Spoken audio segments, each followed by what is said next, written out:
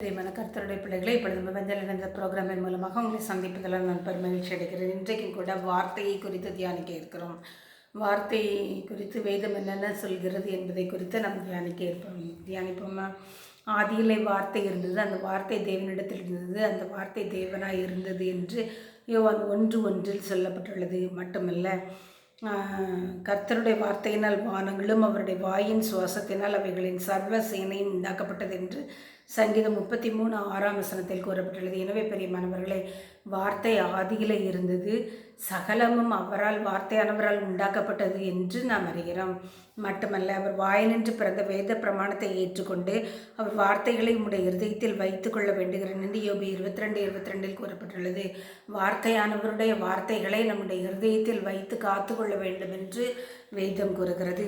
மட்டுமல்ல, மனுஷனுடைய இருதயத்தில் உள்ள கவலை அதை ஒடுக்கும், நல்வார்த்தையை அதை மகிழ்ச்சியாக்கும் என்று நீதிமொழிகள் 12:25 கூறப்பட்டுள்ளது.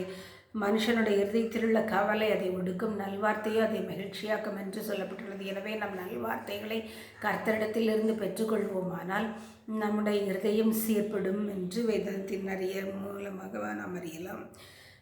மகனை அறிவை தரும் வார்த்தைகளை விட்டு விலகச் செய்யும் போதகங்களை நீ கேளாது என்று நீதிமொழிகள் 19:27 கூறப்பட்டுள்ளது. அறிவை தரும் வார்த்தைகளை விட்டு விலகச் செய்யும் போதகங்களை நாம் கேட்கக்கூடாது என்று நாம் அறிகிறோம். சரி, நாம் ஜெபிப்போமா? அன்புள்ள பரமபிதாகிய கர்த்தாவே, இந்த வேளையில் உடைய சமத்துக்கு வர கொடுத்த தேவக்காக துதிக்கிறோம், ஸ்தோத்திரிக்கிறோம். தகப்பனே, ஆதியிலே வார்த்தையானவராக இருந்தீர்.